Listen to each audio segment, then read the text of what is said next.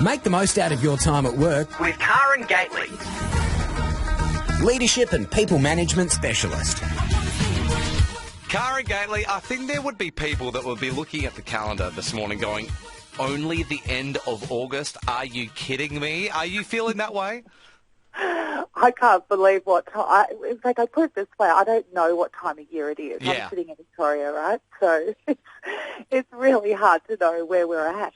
It's each day kind of feels the same, but yeah. One day blurs into the next. I mean, it is such a unique year. And this morning we're talking about using your annual leave in a smart way. With all the people that you talk to that are in the workplace, are you finding that people are having like a huge sense of burnout by this point in the year?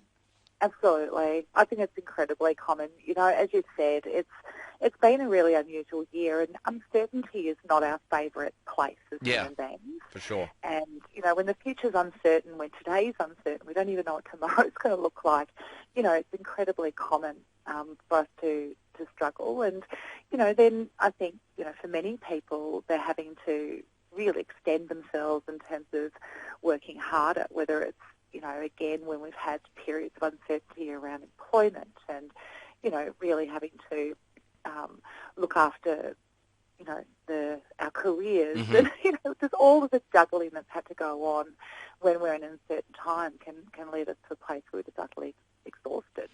We know that there are particular industries, so education, for instance, they have their holiday times stipulated. We know that there are other roles that have had annual leave forced upon them during this last period of time just simply because the workload in the office has been so reduced. But for those people who have been doing it tough and going into work over the last 6 months, they may now have a raft of annual leave built up, but they may not be in a position where they can take it yet. Do you think that there is some kind of guilt at this stage? Let's say if your numbers are reduced in the office, do you think there is some guilt about people not wanting to go on holidays because they think it will affect the other people in the workplace?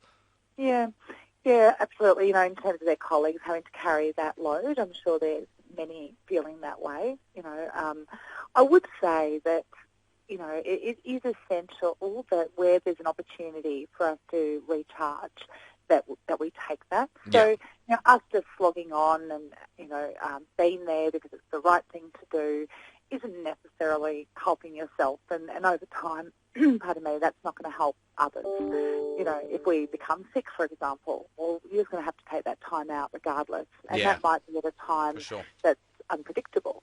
You know, might be at a really important point where the team really needs us not to take time out, and now all of a sudden we fall over because we're exhausted. So, yeah, a lot of people, you know, will be also very conscious of keeping a leave balance, you know, in case things happen. Yeah. Again, as we're saying, the future's uncertain. There's lots of reasons why people can be really hesitant to slow down and to stop. But, you know, as I've talked about many times before, it is essential that we do. We're not robots.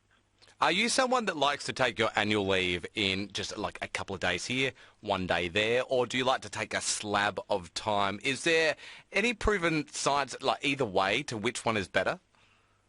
I don't know about the research in that. I do think that from my own experience and my experiences observing other people, that it does take a few days even just to unwind, you know, just to get our mind to leave the workplace, to be able to start to feel like our body is feeling more energised, being able to sleep in a bit more. So I think when we're taking our annual leave in those short bursts, it's unquestionably not going to add as much value as if we really break away from it and take a chunk of time out. Now, what that, you know, how long that chunk is really depends. You know, it could be a week, it could be 2 weeks, it could be your full 4 weeks if that's doable from your employer's perspective and yours. You know, so I don't think a couple of days here and there is the smart move. I do think that it should be, in my experience, I think it takes 2 weeks to really unwind and then get some of the benefits of being on leave. Well, I tell you what, it is the last day of winter today. Do yourself a favour. If you've got some annual leave built up, cast your mind to that place today and see in the remainder of 2020 if there is a time that you can take off to treat yourself and take a breath. I mean, Karen, it's so important to do. Thank you so much for joining us this morning. We'll do it again next Monday. Look forward to it.